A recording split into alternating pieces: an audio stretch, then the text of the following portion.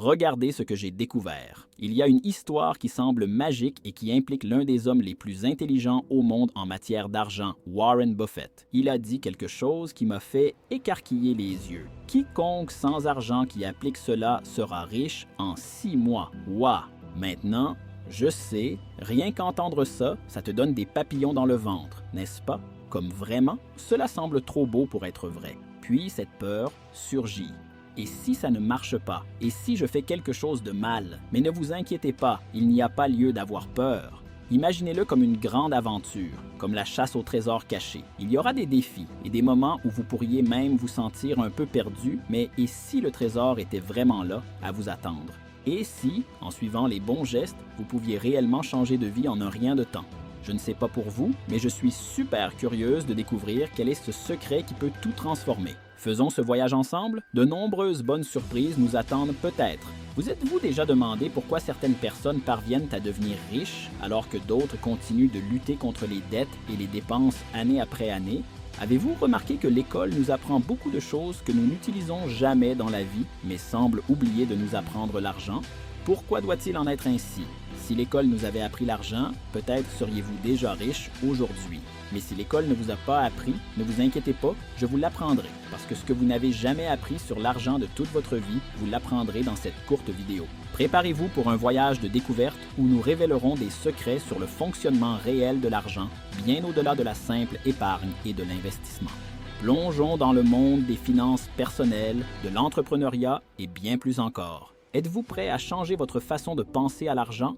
Commençons par des choses simples. L'argent est-il bon ou mauvais? On nous a appris que l'argent est une mauvaise chose. Mais vous devez repenser vos convictions concernant l'argent. Souvent dans les films, les riches sont dépeints comme des tricheurs malhonnêtes et puis vous pensez « je ne veux pas être malhonnête ou tricher, alors je vais rester pauvre ». Cependant, l'argent ne peut être ni bon ni mauvais. Les gens sont bons ou mauvais avec l'argent. L'argent élargit simplement vos options. Je peux utiliser une somme d'argent pour faire quelque chose de mal, mais je peux aussi utiliser le même argent pour acheter de la nourriture pour les sans-abri.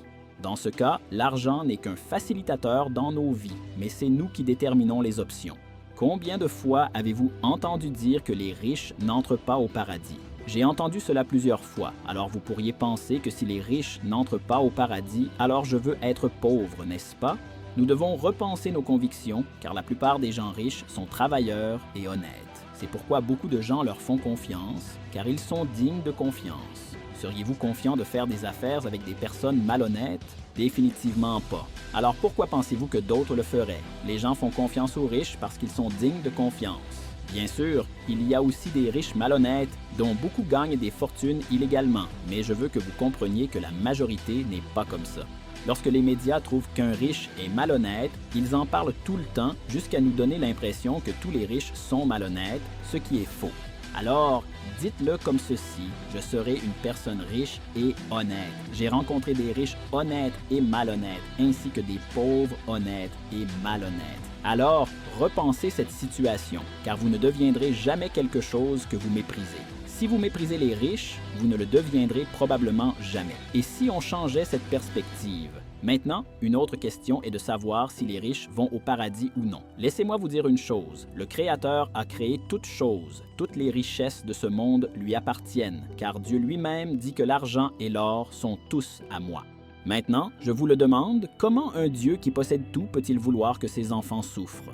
Nous devons réformer nos pensées à ce sujet parce que le Dieu de la Bible est un Dieu abondant, en grâce, en amour, en miséricorde, et son désir est que ses enfants prospèrent également. Maintenant, j'ai besoin que tu comprennes quelque chose de très sérieux. L'argent doit être sur votre compte bancaire ou dans votre poche, mais jamais dans votre cœur, n'est-ce pas? Répétez après moi, votre argent doit être dans votre poche ou dans votre compte bancaire et jamais dans votre cœur.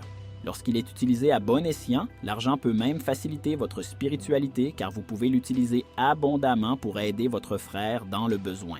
Certaines personnes sont si médiocres en cela que lorsqu'elles prient, elles ne demandent à Dieu que leur pain quotidien. Alors je vous demande, si Dieu a besoin de vous pour nourrir un sans-abri, que faites-vous? Puisque vous ne demandez que pour vous-même, si Dieu veut que vous bénissiez financièrement un missionnaire en mission sur un autre continent, que faites-vous?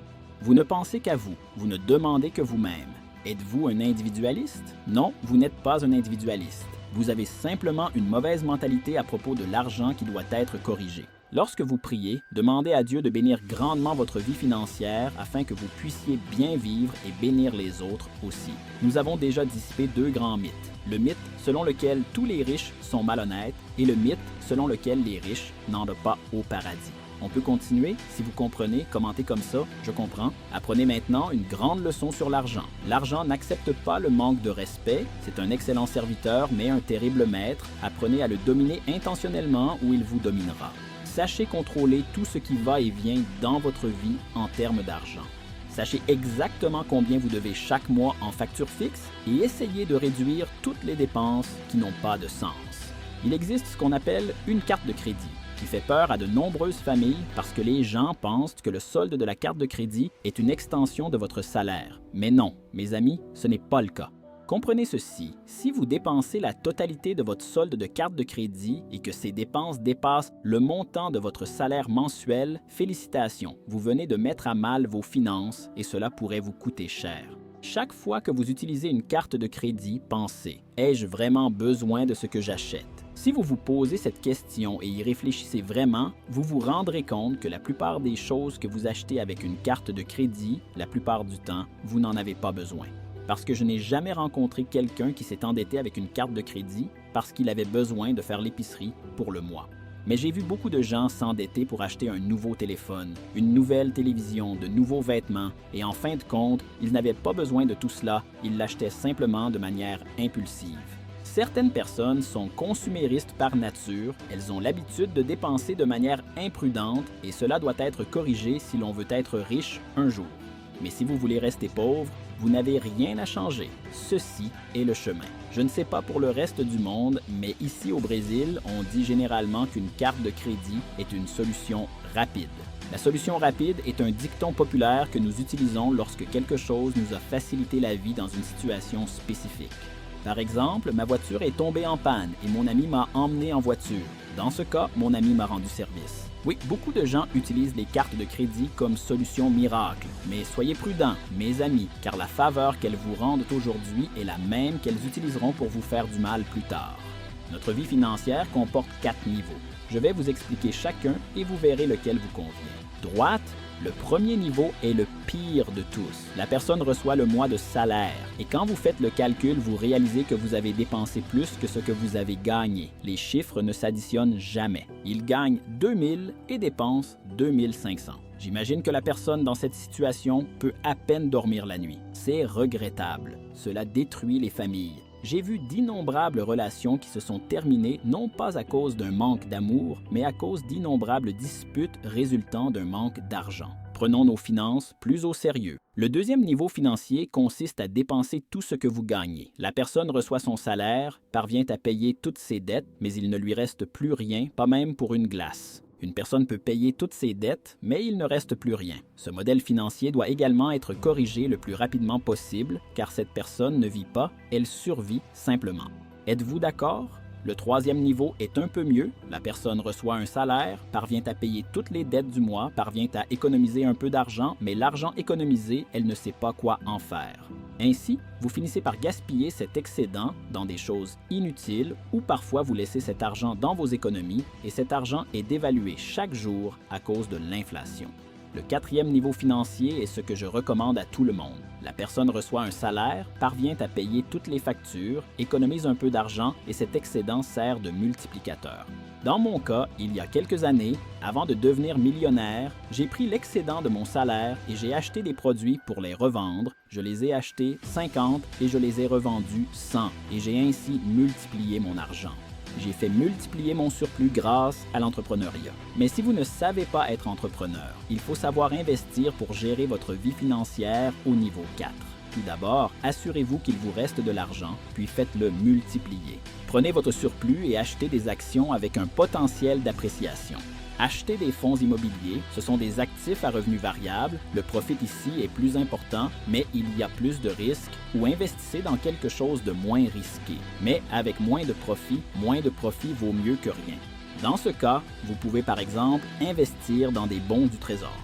Recherchez ultérieurement sur YouTube comment investir votre argent intelligemment. L'investissement doit avoir 3 choses. Il doit être sûr, rentable et disposer de liquidités. Parlons maintenant un peu d'argent. L'argent a 5 niveaux. Ne confondez pas avec les niveaux financiers. Les niveaux financiers sont de 4, dont nous parlons maintenant. Parlons maintenant des 5 niveaux d'argent.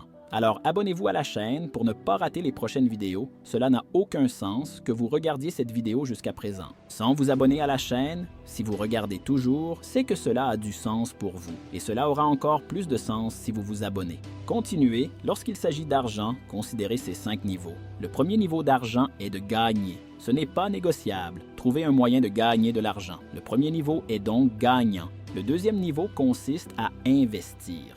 As-tu de l'argent? Mettez de côté une partie de cet argent pour investir, n'est-ce pas? Parce que cela fera fructifier votre argent au fil du temps. Investissez même si c'est le minimum. Par exemple, reçu 100, investir 10, recevoir 200, investir 20 et ainsi de suite.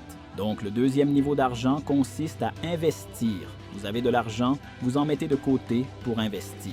Le troisième niveau d'argent est l'épargne. Lorsque vous envisagez de dépenser, demandez-vous « Ai-je vraiment besoin de cet article ?» La plupart du temps, vous constaterez que ce n'est pas le cas. Si vous décidez de ne pas dépenser pour des choses frivoles, vous économiserez de l'argent. Je veux que vous compreniez que je ne veux pas que vous soyez avare ou que vous vous priviez de choses que vous aimez manger. Ce n'est pas ce que j'enseigne ici. Parfois, vous aurez envie de manger de la pizza, alors foncez car vous le méritez. Mais si vous achetez une nouvelle paire de chaussures et que vous savez déjà que vous avez 150 paires de chaussures dans votre placard, alors économisez votre argent, car ce serait une dépense inutile. Après tout, vous n'êtes pas une chenille, vous n'avez que 2 pieds.